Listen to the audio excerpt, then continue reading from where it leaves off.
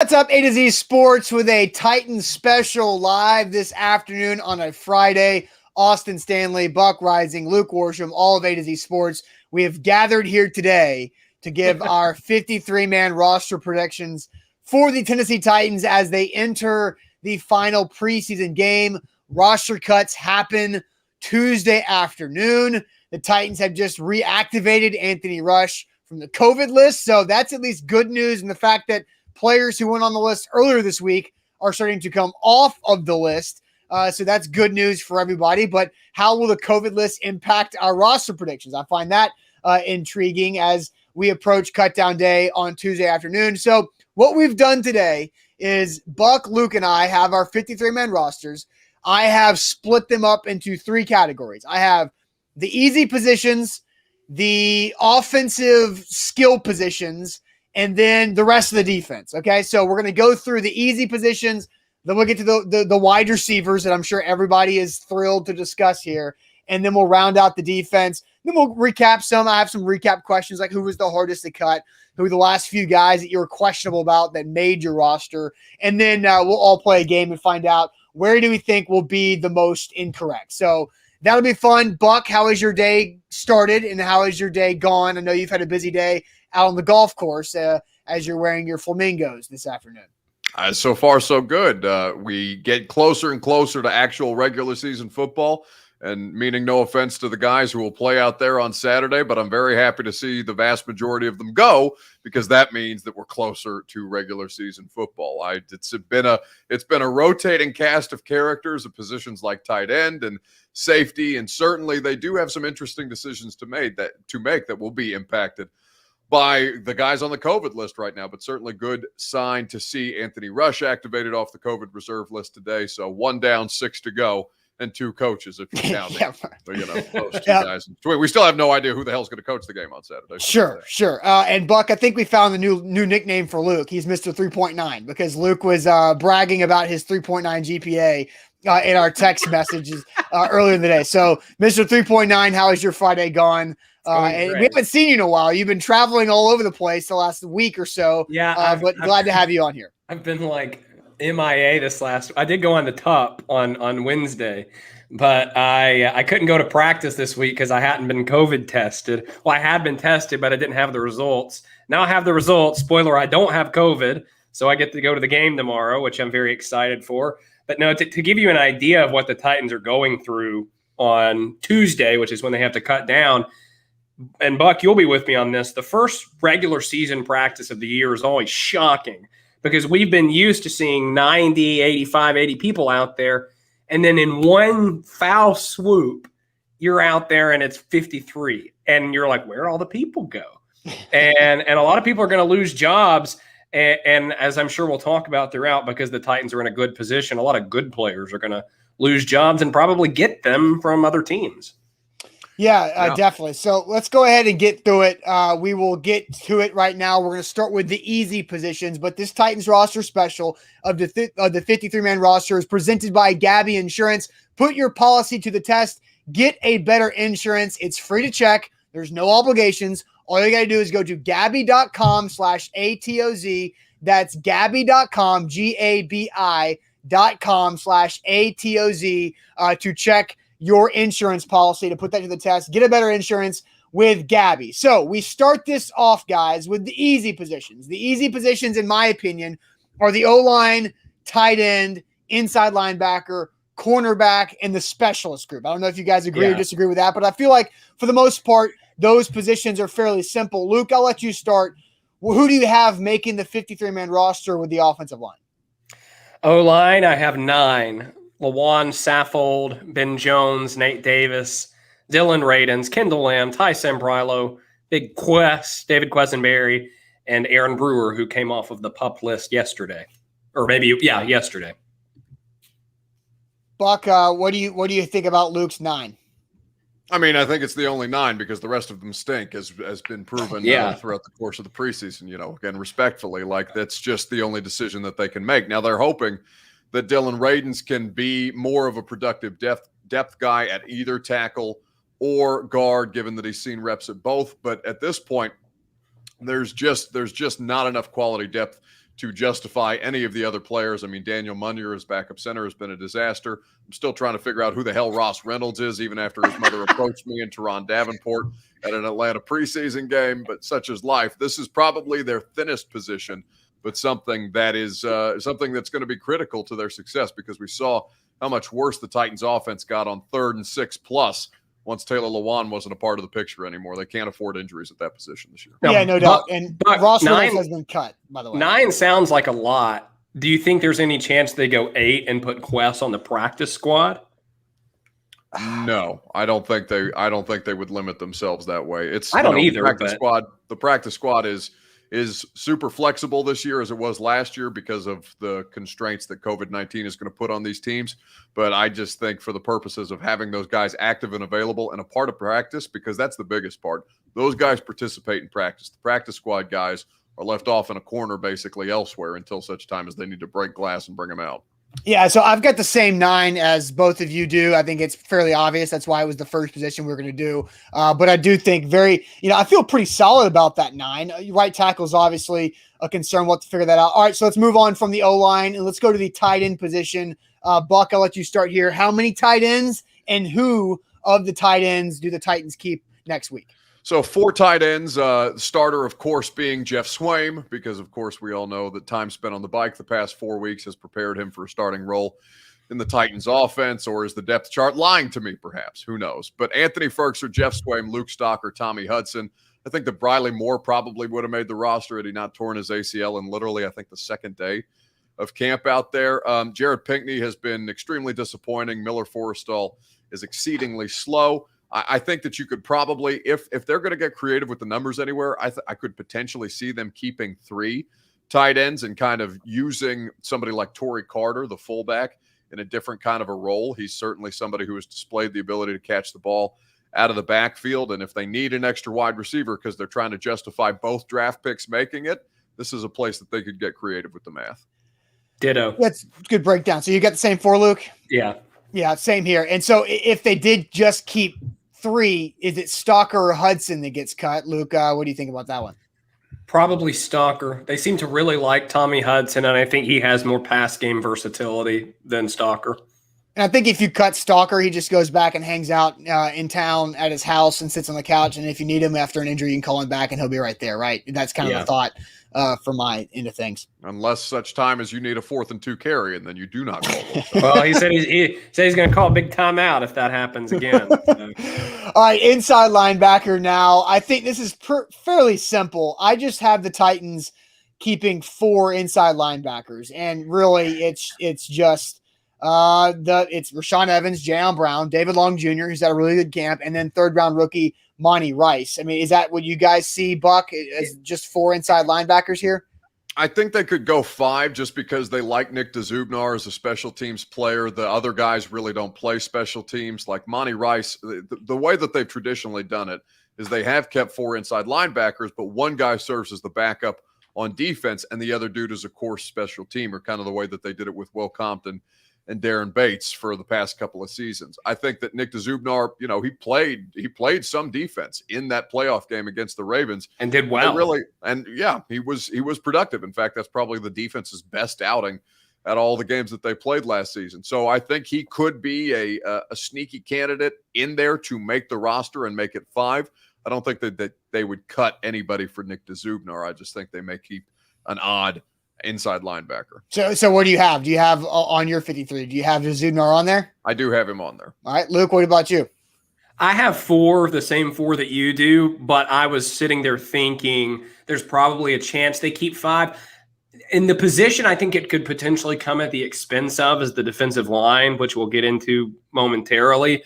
But I just don't know. And I think they have, we keep looking at this roster and saying, well, that guy's really good at special teams. That guy's really good at special teams. Like, at a certain point, you can only have 11 people on special teams. Like, you can't keep justifying keeping people for special teams when you have versatile players elsewhere. So you sure as hell can if you've been as bad at special teams as this team has been over the past couple of years. You sure as hell can. Yeah, but the things on special teams that they've been bad at, I don't know that DeZubnar is solving. I think they've been bad at punting the ball and protecting Brett Kern, not covering punts, which I think is like, and DeZubnar was part of the problems last year. David Long was the problem last year. David Long was the one who was exposed several times on those blocking schemes. That's why Mike Vrabel was up his ass for the better parts of a season. Well, so this is a position that we're going to talk about later. Do you want me to jump in, just mention one name, Austin, from another position? We'll move past the special teams conversation. We'll come back to it, I'm sure. But so we've gone through outside linebacker, offensive line, tight end, inside linebacker. We do have some discrepancy there. Buck has them keeping 5. Luke and I have them keeping 4. At cornerback, I have the Titans in a fairly obvious top 6 corner. Yeah. Jack Rabbit, Fulton, Farley, Molden, Chris Jackson, Breon Borders. Does anybody disagree with those 6? I don't think there's an obvious 7th. I think there's a fairly decent drop-off after Chris Jackson, Breon Borders, and the draft picks to the 7th guy on this roster. Yeah, no dissension for me.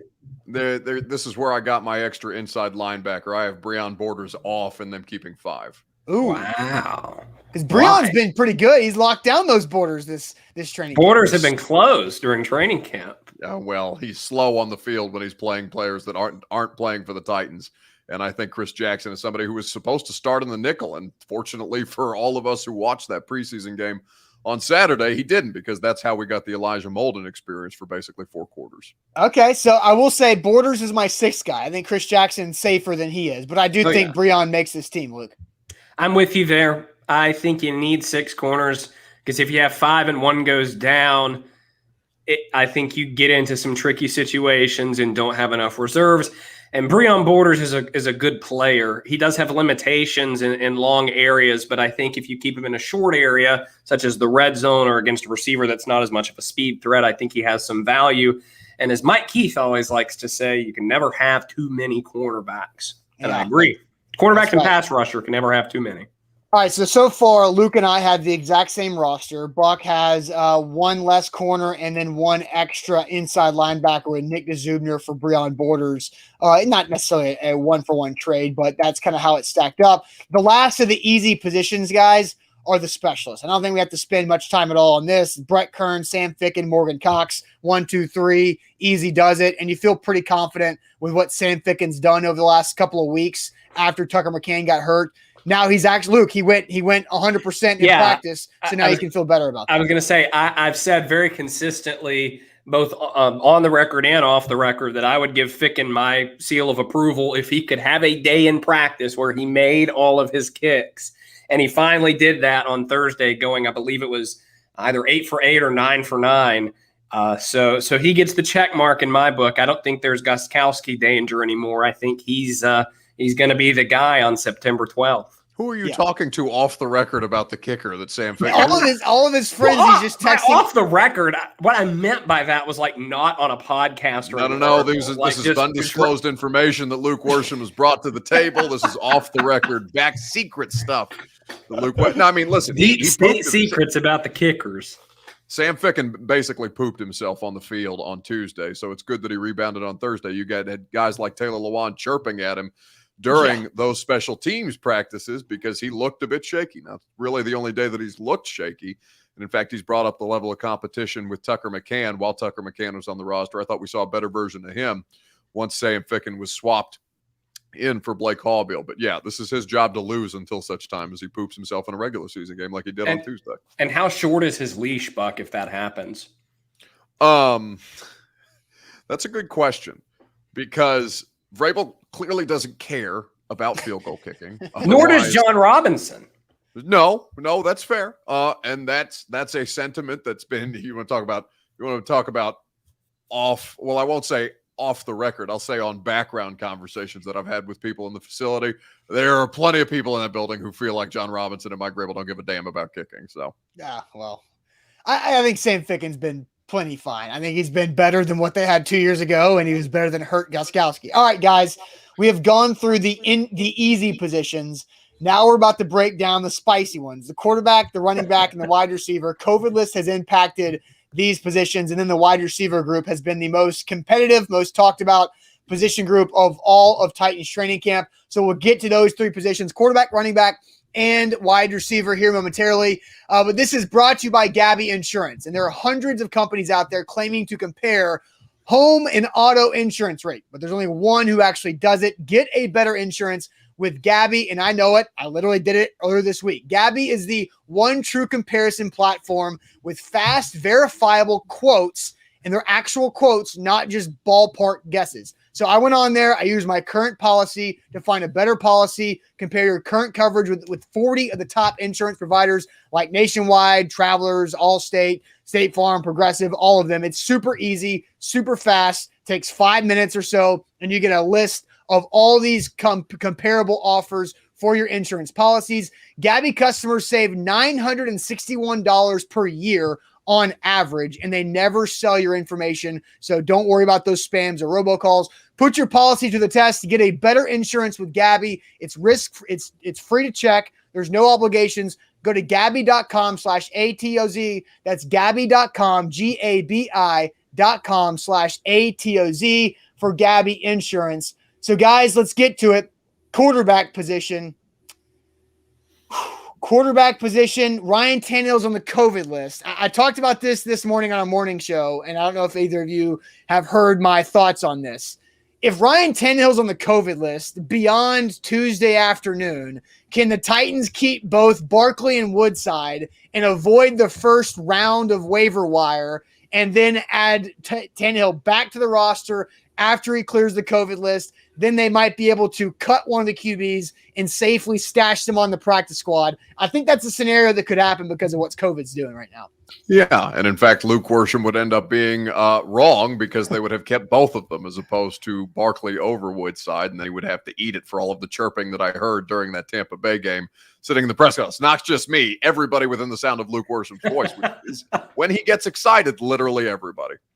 All right, yeah, so when I get excited, and as a lot of you watching realized when I filled in on the morning show for 2 weeks, the octave of my voice, which is typically not like manly deep, but, not very high, my octave goes up a lot when I get really excited, and it was going up a lot during that preseason game. All right, so let's act like Ryan Tannehill is back on the roster off the COVID list before cutdowns. Okay. But what do they do? Who are the quarterbacks? I think they keep two, and I think that Matt Barkley is best equipped to be the backup quarterback. No way. Point. That's right. Wow. That's right. Luke, So, I'm guessing Luke goes with Tannehill and Matt Barkley? Yeah. I can't believe Buck finally came around on that. It's not me coming around. It's them coming around because it's my understanding that prior. Okay, go ahead. No, you go ahead. You've got the inside knowledge. I'm just saying that based on my understanding, they trust Logan Woodside more, but they do believe Matt Barkley, as Luke Worsham has, and as everybody sitting on press row watched on Saturday, they believe him to be physically superior. Now, DeShone Kizer was physically superior to Logan Woodside, and he outlasted him. We have seen this happen time and time again with Logan Woodside. But the thing, I really do think it's going to come down to how they handle their reps on Saturday. It is of note that Matt Barkley is starting on Saturday. They could have kept things status quo if they felt like it was status quo, but in fact, it's not. So there is an ability for Matt Barkley to pull ahead if he does not perform well in the reps that he gets. I think it's still very much Logan Woodside's job, but there is starting to be momentum in the way that Luke Worsham, he can take credit for starting this movement if he so chooses, but the belief is that Matt Barkley may be able to give them a little more outside of Logan Woodside's institutional knowledge. Well, yeah, Luke was here first, right? Yeah, what surprised me is, even during that first preseason game when I got laughed off Twitter for saying that I thought Barkley was better, I still was firmly, like you all, believing, but there's no chance. Like, they love Woodside. But I think what they clearly see, and like you said, Buck, their actions and how they've managed the reps have shown, is that, they're both not flawless. Yes, Logan Woodside's not going to make a mistake, but he's so afraid of making a mistake that he might not ever move the ball forward. I'm not talking about throwing the ball deep, like move it forward, 7 yards. Whereas Barkley's going to make some mistakes, but like we saw with that touchdown to Kinsey, he's also going to make some big time throws And if you're looking someone to steal a game, should Ryan Tannehill go down for, a game or 2 or 3, I think Barkley is better equipped to be that guy. I think they're starting to see that clearly. But I do agree. I do have on my 53 it being Tannehill and Barkley, but I do agree that the final sort of duel for this will be Saturday at Nissan Stadium. And just to that point, because I see a lot of people in the comments like, let's see, Ed Rogers on Facebook Live saying, what's the downside of Woodside? Well, the downside of Woodside is just what Lucas has put out there. It's that it is Marcus Mariota-esque in the way that the offense gets constipated when he's out on the field. The defense doesn't fear him as a downfield threat, so they'll cheat up and they'll be able to snuff out the run, and things become problematic like they did in 2019 at the early part of the season. But this is a defensive head coach that we're dealing with in a league where Aaron Rodgers is routinely throwing under 10 interceptions on a season. Defensive head coaches fear more than anything the turnover, and Matt Barkley is far more of a risk. Yep, for sure. But I guess it's kind of crazy that all three of us have Matt Barkley as the second quarterback behind Ryan Tannehill. So we'll see what happens with Tannehill on the COVID list, but I did not expect us to all three have Matt Barkley. All right, running back. Luke, I'll let you start this one. How many running backs and who are they? 4 running backs. Fullback. This includes fullback. 4 running backs if you count Blossingame, and it's him, Derek, Darrington Evans, and Jeremy McNichols. There's been a big push from fans for Mekhi Sargent after his very strong performance in Tampa on Saturday. I think he's a practice squad guy. I think they trust McNichols too much as a pass protector. He did that very reliably when Evans was out for most of last season. And I think McNichols does give you a little bit of a burst. And I think Mekhi Sargent's a practice squad guy who is probably better equipped than those other 3 to, if Derek were to go down for a game or 2, get 15, 20 carries. And in that case, he would get pulled up to the active roster. But he is not in my 4 that they keep. They don't seem to like Jeremy McNichols very much, which is surprising to me because I thought anymore. They used to. See, that's the thing. They did.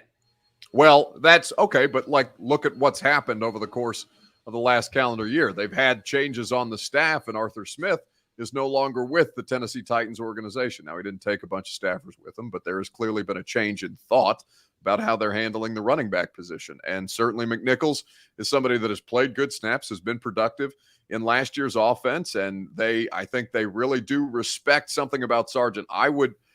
If it was my judgment, I would say McNichols, but something about Mekhi Sargent makes me think that he's going to end up on this roster because he has what Darrington Evans and Jeremy McNichols don't right now, which is availability. It's true. That's a good point. Because McNichols got hurt before the COVID list too. And like I said, what works in his favor is if Derek goes down for a game or 2, you're not giving Darrington Evans 10 carries up the middle or Jeremy McNichols. You can with Sargent, and I think he can do some things with that. I also have Sargent as my 4th. So I've got Henry, Darrington Evans, Sargent, and then Corey Blasingame there. So there's not a ton of difference going on with what we've done so far until now, because I don't know what the hell we're going to do with this wide receiver position. Who's going to get cut? Who's going to keep? So wide receiver, it's been the biggest talking point of any position group. Like, you guys have now been around covering this team for several years. I've been around for, I think this is 8 or 9. And I don't remember a position group like this being this heavily discussed for the entire camp. But this wide receiver position, and Buck, I'll let you start. How did you even think? What was your thought process to get to where you got to? So it was tough because you almost never see a team keep 7 wide receivers. But if there was ever a team that was going to, it would have to be this one. Now, I'm inclined to believe that they would keep 4 tight ends over 7 wide receivers. So I had to narrow mine down just for the purposes of making the math work to 6.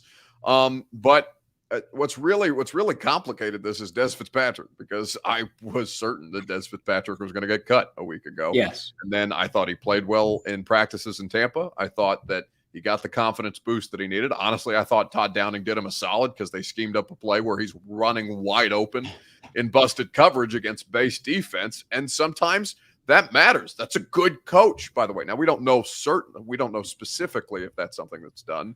And Todd Downing wouldn't tell us in an honest moment or a private moment whether he just intentionally lobbed up an assist to his wide receiver that was struggling.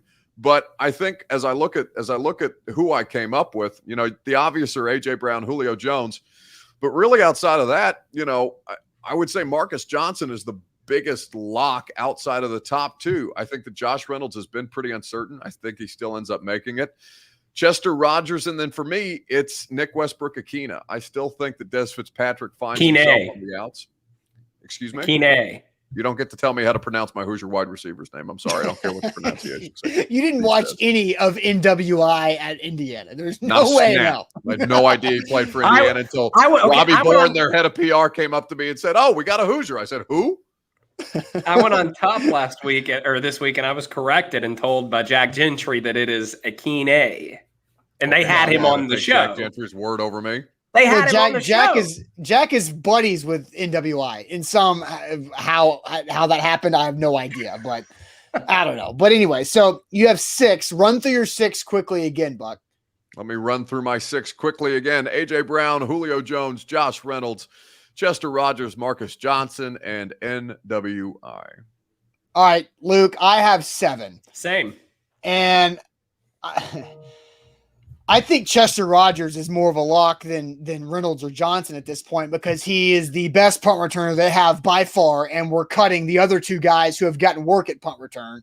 So I think Chester Rogers is absolutely a lock. But I have AJ, Julio, Reynolds, Chester Rogers, Marcus Johnson, NWI, and Des Fitzpatrick. I think he's done enough over the last week and a half, 2 weeks to get the benefit of the doubt. As we all talked about earlier in camp, the best thing he had going for him was where he was drafted. But I do think that still matters a lot, and how he's responded to being called out after that first preseason game. Not all of it has been pretty, but he's done a lot better in the last week and a half, 2 weeks. And I do think Saturday night is a big deal for him. And part of my predicting him making the roster is me expecting him to get a lot of run Saturday night against the Bears. And so Luke, I'll let you go through your 7 now too. Yeah, my 7's the same as yours.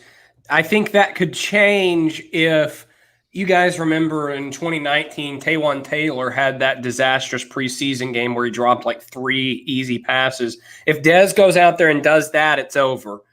But if he plays well, given these more opportunities, I think he's in. And the thing about keeping 7 receivers, I've said this over and over again. I said it on the morning show. I said it on No Nonsense. I said it on Tighten Up podcast. Yes, it is one thing to say 7 is a lot. But if you're not actually taking from another position, it's not a big deal. And the Titans are only keeping 2 quarterbacks, probably only keeping 4 inside linebackers, unless Buck's prediction comes true. And so I don't really think they're taking from anything. Honestly, I think it's me doing this roster, I think it is Des Fitzpatrick or Nick DeZubnar. And and Buck, probably you made that same choice because you have DeZubnar and we both have Fitzpatrick. And I think that's the choice you're having to make. And personally, I'd take Des Fitzpatrick. Now, one last thing, Austin, you brought this up. With the COVID list players, you may be able to sneak Des Fitzpatrick in and then cut him so that he misses the initial waiver wave. Yeah, waiver wave. It's a weird thing to say, but it's true. Like the waiver wave, the initial waiver wave is strong, and then if you can use this the guys on the COVID list to your advantage, which right now you have 6 because Anthony Rush just came off of it, and you've got guys like Harold Landry, who's obviously making the team, and Tannehill, and the bigger names, Swaim, who's making the team on the COVID list, that you can stash some extra players on there strategically if they're still on the COVID list when it comes Tuesday afternoon. And that's something that we don't know how that's going to work, Buck. I have no idea what to expect, how the NFL operates that, because I don't remember that being that big of a deal last training camp when they were making these cuts. I mean, it just comes down to how you're kind of tracking the timeline of these things. And it becomes complicated because those are individual cases. So you have no way of knowing until such time as they come up with 2 negative tests. Now, Chris Stress brings up this on Facebook. I just don't see why we're keeping NWI over McMath. Well, I don't understand why that's that hard for Chris Stress to comprehend. Well, Chris hasn't been in practice where we have. I don't know that I necessarily would keep NWI over McMath, but in terms of predicting, they've shown their hand by hardly playing Nick Westbrook in the preseason. So here's what I think. I think they have seen Nick Westbrook go through one season of playing special teams, and they know what they got out of that. They also like him as a wide receiver. Racey McMath is a project. I think he could be a beast on special teams, but he played, 0 snaps at wide receiver the second preseason game? That's pretty telling to me. They view him strictly as a special teams player at this point, and so NWI can do more. And you have to keep guys who can do more, because there's no way in hell Racey McMath is active on game day, where NWI could be, because they can use him both at wideout and on special teams. NWI played offensive snaps for this football team last year and was competent when they threw him the ball on things like 2-point conversions, the odd third down conversion. It didn't happen a bunch, but he's done it, and he's gotten better, to his credit, because I to be honest, and I should probably not laugh at players, but I was laughing at how bad he was in training camp a year ago. Many of us were. Yeah. And to his credit, he has overcome that. And Racey McMath, outside of one pterodactyl skying catch that he made, and then all of a sudden A.J. Brown's telling us he reminds him of Julio Jones, there has been no such progress in that front. Doesn't mean it can't happen eventually, but this isn't the year. Racey's been quiet for a long time. He was like a training camp day 2 through 3 star, and then kind of disappeared. One other topic I think we need to address with the receivers is Mason Kinsey, because Josh says, have the preseason games done nothing for Kinsey's stock? I saw one comment says that the media, us, were confused why the fans like Kinsey so much. I think it's a numbers thing. Our friend Joe Rexroad keeps saying that Mason Kinsey's in the wrong camp. He's on the wrong team. I think he could get a practice squad spot, which he did not get in 2020. Yeah. But it's just a numbers thing. That's the problem here. I'm not taking him over the 7 that you and I chose, Austin, or the 6 that Buck chose. Yeah, for sure. He's just behind. He's just not as good as Chester Rogers is right now. And that's his spot, right? Also, he looks so slow in Tampa. I don't know what. I mean, Kinsey? It's not like he's a super explosive player, and Luke thought he ran like a 4.3 or something. Oh, I was hoping you would bring that up. I was literally just thinking that up in real time. Luke Worsham out here thinking that Mason Kinsey, D3 Berry College, running a 4.3 on his 40. No, he's like a 4.6, but he just looks. I read that somewhere. I must have gotten confused. I mean, do we know what this 40 time is? Yeah, it's like 4.6. It's like 4.64 or something. It's like 4.57. It's not quite that bad, but it was not. I'm hearing in the low 4.5s. So he cracked 4.6. It was not good. Hell, Jerry Rice ran a 4.6, guys. If anybody can do it and make a career out of it, Mason Kinsey is the next Jerry Rice. No, I just think for Mason Kinsey, the preseason games show that he can take the next step. Like Luke said, last year, no practice squad. This year, practice squad. Like, that's just kind of how the progression is going to work. I like Mason Kinsey. He's doing a lot of the right things. He's just behind Chester Rogers. And one thing I like about this conversation is Cam Batson. That's the first time I've mentioned or anybody's mentioned Cam Batson's name. I just think the Cam Batson experience is ending with the Titans because I don't think there's any chance that he makes this roster, really. There's only so many times I could see him get hit and think he's going to just completely explode into parts in front of us. So I think for his own good, it's for the best to move on at this point. I just sent you guys a tweet from Mason Kinsey where he's claiming to have run a 4.36 40, and that's where I saw this. Oh, at his own pro day. I don't know which pro day he went to because I know Berry College did not have its own pro day. He didn't have a pro day. I knew I didn't make that up. He has his uncle clocking him in the backyard or something like that. Get the hell out of here. He's not Jameis Winston. Come on, let's not be that ridiculous. But I'm sure I didn't make that number up. I knew I had seen it somewhere. Chip Smith and everything he's done leading up to this. I don't know what pro day he went to. I'm sure he went to some regional pro day in the Atlanta, Georgia area to get his test done. Ben says I ran a 4.1 on his pro day. That's what I'm saying. I'm a 4.0 flat on my pro day. What are you talking about? Get the hell out of here. All right, guys. So we have 3 positions left on this roster to go through. They're all on defense, D-line, outside linebacker, and safety. But again, this Titans roster special is presented by Gabby Insurance. Put your policy to the test. Get a better insurance. It's free to check. There's no obligation. Go to Gabby.com/ATOZ. That's GABI.com/ATOZ. Gabby Insurance. Get a better insurance. So, Luke, I'll let you start with your D-line. How many D linemen will the Titans keep, and who are they? This is a really, really tough one. I have them not because like there's a bunch of battles taking place, but because it's hard to find 5 of them that are worth keeping. Like 4 worth keeping, sure. Simmons, Autry, Murchison, and Pop-Tart. But then I thought it was going to be Trayvon Coley. He got hurt. Thought it was going to be Pecco. He got hurt. And so now, like, I'm sitting here. Is it going to be Anthony Rush? Is it going to be Naquan Jones? Is it going to be that guy with the really long name that is escaping me? I can't remember his name. I don't know. I feel like the new guy that they just signed. Yeah. It's not going to be him. So I put in my roster Naquan Jones, but the reality is he's there as a placeholder to claim someone on waivers because they got to find someone else. 4 is too little because I know, nickel defense, it's mostly 4-man front, but they are a 3-4 defense. And one guy goes down, you're left with no reserves. I think you have to have 5.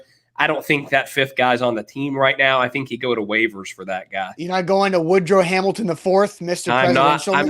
I'm not going to the Commander-in-Chief, Woodrow Hamilton IV. Why not? They are. Naquan Jones? I think he's a placeholder. No, he's not even that. He's the last guy on the defensive depth chart. Respectfully. I'm with you. He's only the guy who you know because his name sounds like Naquan Jones. I have said that over and over again. I would not know who Naquan Jones was if his name did not rhyme with Naquan Jones. Then what the hell is he doing on your roster? He is a placeholder in the same way that the franchise tag was a placeholder for Derrick Henry. That is what the hell is that comparison? What are you talking about? Oh God, Derrick we're getting Henry off the rails. Yo, what? So Buck, I'm guessing you have the 5 that I have, which is the obvious 4, with Murchison being the 4th, and then Woodrow Hamilton the 4th as the 5th, right? I have Anthony Rush. I have the big man. I think you don't have Woodrow. I don't have Mr. President. No, I don't. Man, I just think that Woodrow Hamilton the 4th. Here's what I'll say about the defensive line in all seriousness, because they all of these guys are different, right? Like Murchison is different from Tart, is different from Autry, is different from Simmons, and Rush is like a straight up pure big body nose tackle. Dude's 340 pounds.